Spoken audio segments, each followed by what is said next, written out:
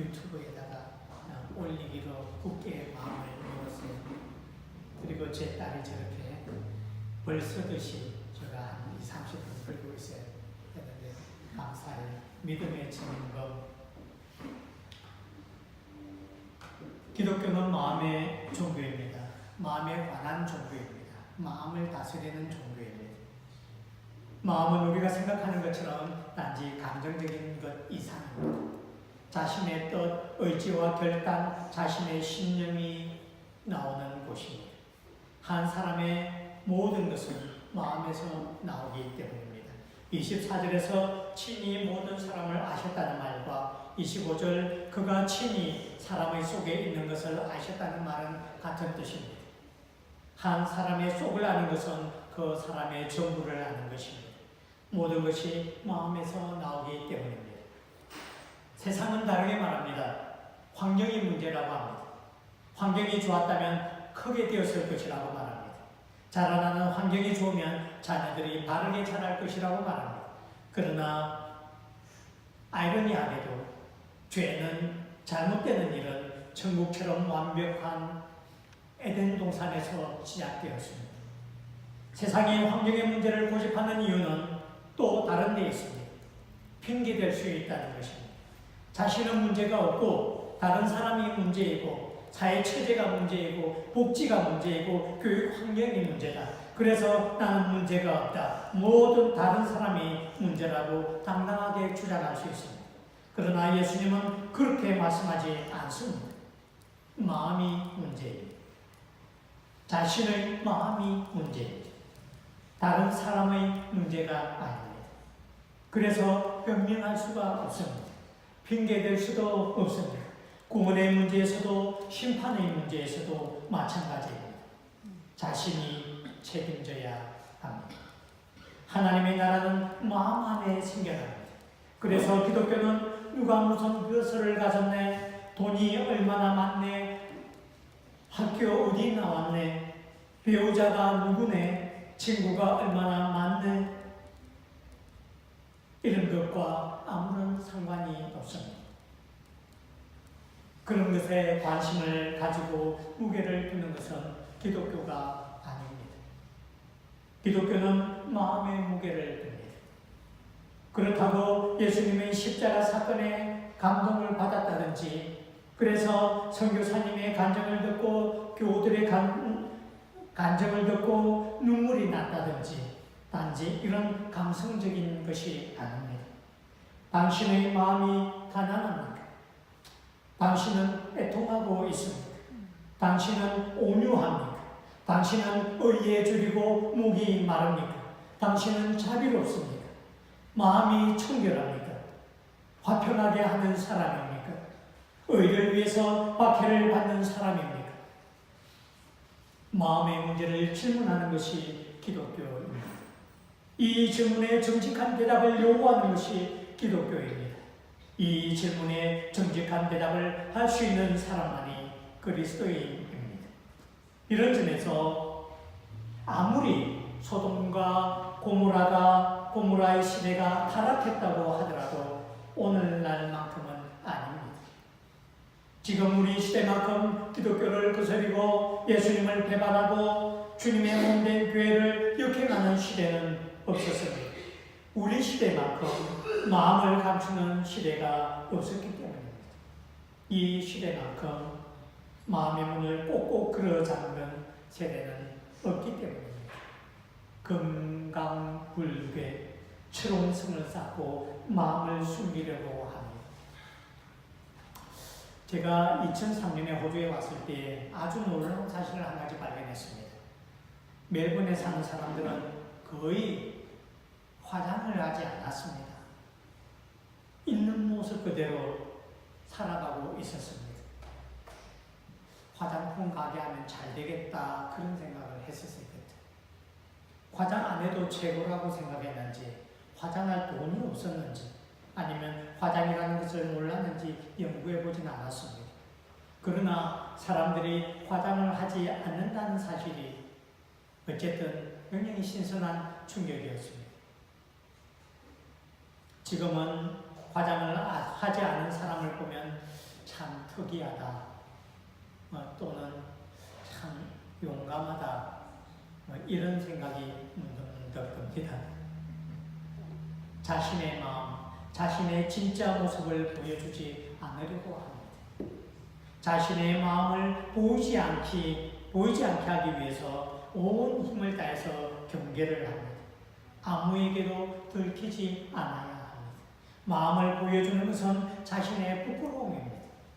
마음을 보여주는 것은 아담과 하와가 벌거벗은 채 하나님 앞에 서야 했던 것처럼 두려운 일입니다. 우리 시대의 사람들은 종교에 관심을 가지기보다는 명상이나 요가에 점을 치거나 상담가를 찾는 데에 돈과 시간과 정성을 들입니다. 마음을 드러내지 않고 편안해지는 대안을 찾기 때문입니다. 마음을 건드리지 않고 자신의 미래를 보고 싶어 하기 때문입니다. 자신을 개발하고 성장시킨다는 의미는 어떻게든 자신의 마음을 보이지 않으면서도 서로 어울려 사는 기술을 개발하는 것처럼 보입니다. 실력을 쌓고 능력을 쌓습니다. 많은 교육으로, 높은 연봉으로, 가지고 있는 직업과 재산으로, 자신이 하고 있는 일들로 얼마나 많은 친구를 가지고 있느냐로, 다른 사람들의 얼마나 큰 선한 영향력을 행사할 수 있느냐로, 얼마나 권력을 발휘할 수 있는지로 자신을 포장하려 합니다. 마음은 거기에 꼭꼭 숨겨둡니다. 어떤 유명한 연기자는 기자가 하는 질문에 아니 아내에게도 말하지 않은 내 마음을 왜 당신에게 말해야 하느냐고 그렇게 합니다. 야곱이라는 사람이 있습니다. 외삼촌은 내 딸 라헬을 만났는데 첫눈에 반했습니다. 그래서 외삼촌 라헬을 나에게 아내로 주세요. 7년을 일해 그래서 죽자고 일하고 결혼 승낙을 받았습니다. 그리고 그녀와 결혼을 했습니다. 꿈같은 첫날 밤을 보냈습니다. 그런데 아침에 일어나 보니 언니 레아가 자기 옆에 누워 있었습니다. 라헬인 줄 알고 같이 잤는데 전혀 다른 사람을 경험하는 것입니다. 마음을 감추는 우리 시대의 허상을 제대로 보여준다고 생각합니다. 마음을 감추는 시대, 이 시대만큼 불행하고 기독교를 등지고 예수님을 멀리하는 시대는 없습니다. 예수님은 사람의 속 사람, 마음을 보기를 원하십니다. 그리고 그 마음을 치료하기를 원하십니다. 마음을 숨기는 사람들은 아무 문제 없이 다른 사람을 만날 수는 있을 것입니다. 그러나 예수님을 만날 수는 없습니다. 우리 시대가 처한 가장 불행한 현상이 자기의 마음을 닫아두는 것입니다. 저는 성경 속에서 오늘 본문처럼 부정적인 뉘앙스를 가진 본문을 보지 못했던 것 같습니다.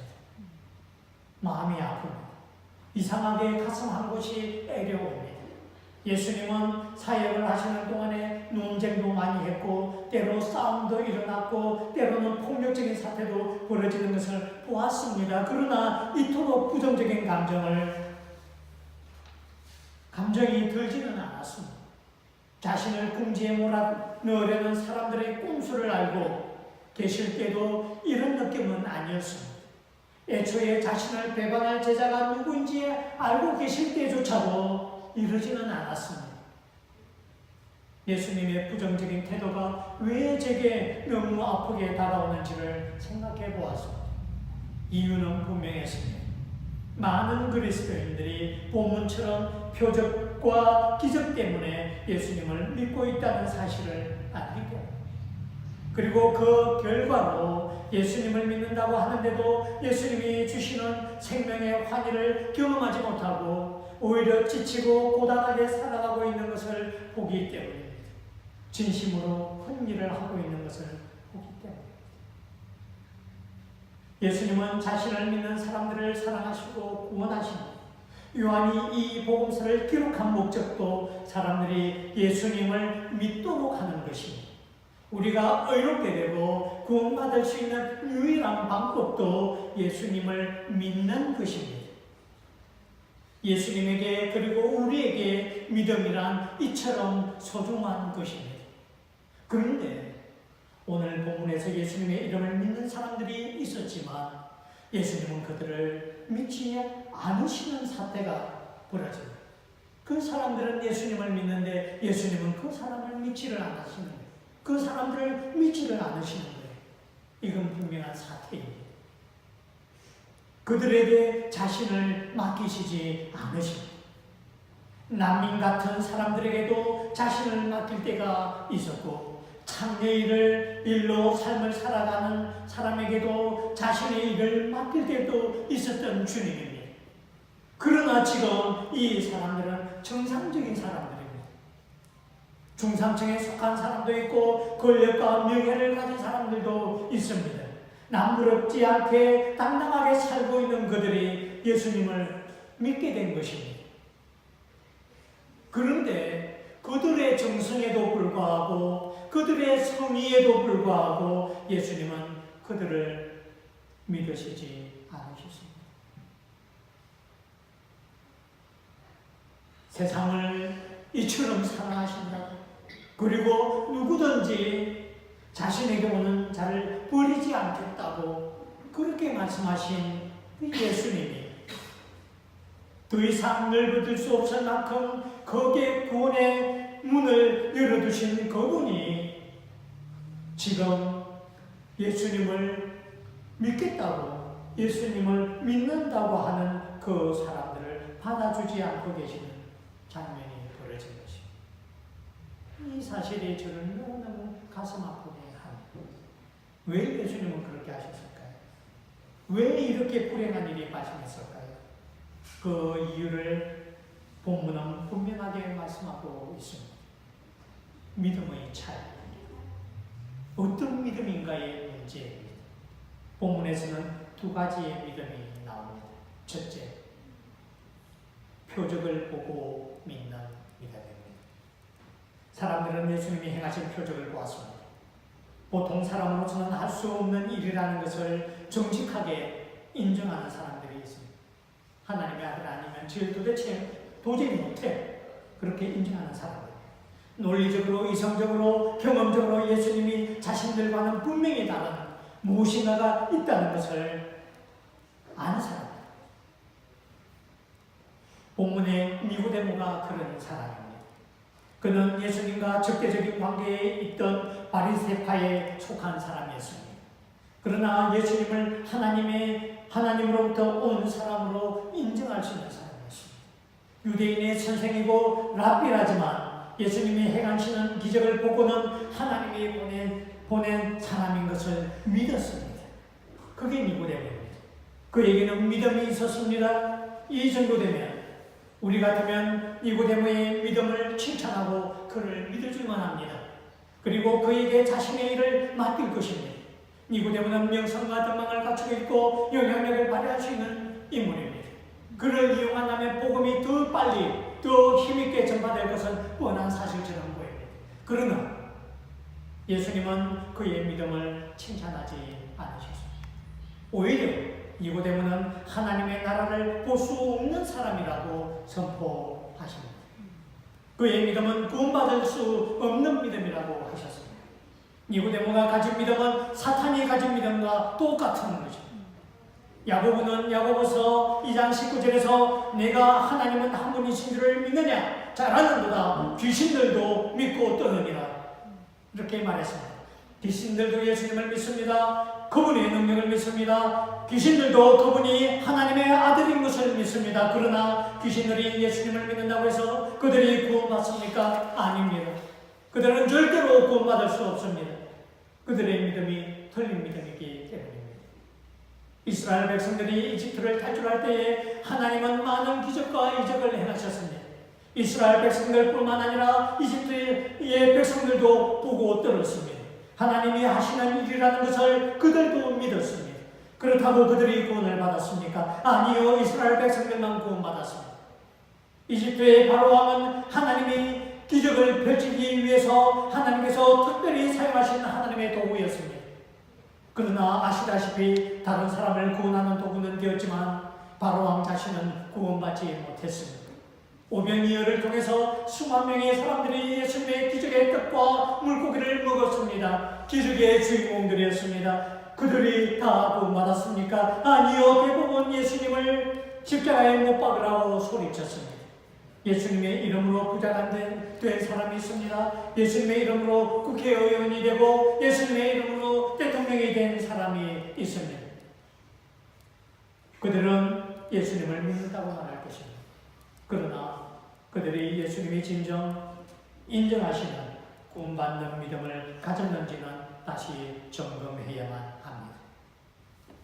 선물을 주는 사람이 아니라 선물에만 관심 있는 사람, 기적을 베푸시는 분이 아니라 기적에만 관심 있는 사람은 빨리 회개해야 합니다. 도끼가 나무 뿌리에 놓여 있기 때문입니다. 예수님이 자비하셔서 그가 치는 그물이 아주 느슨해 보일 수 있습니다. 그러나 가장 작은 피라미 새끼조차 통과하지 못할 만큼 촘촘합니다.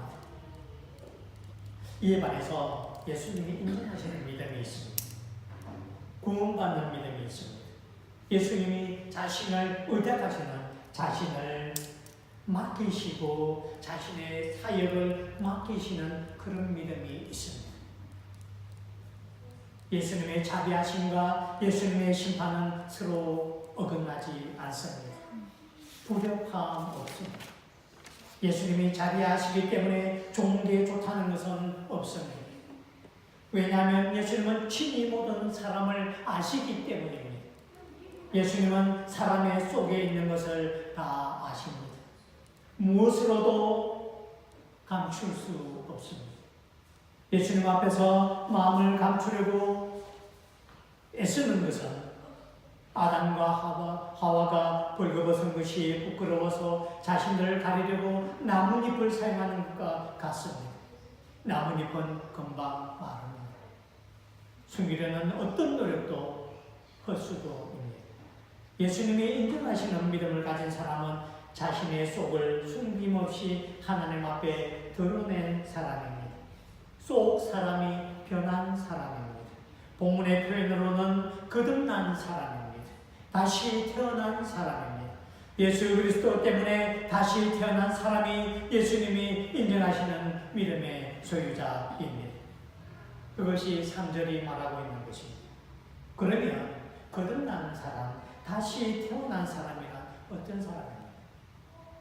진리를 말할 때 부정적으로 표현하면 뜻이 더 분명하게 드러나는 경우가 많이 있습니다. 이런 것입니다. 자신의 판단과 지식으로만 하나님을 믿는 사람은 다시 태어난 사람이 아닙니다. 단지 출석교인이 되었다고 해서 다시 태어난 사람은 아닙니다.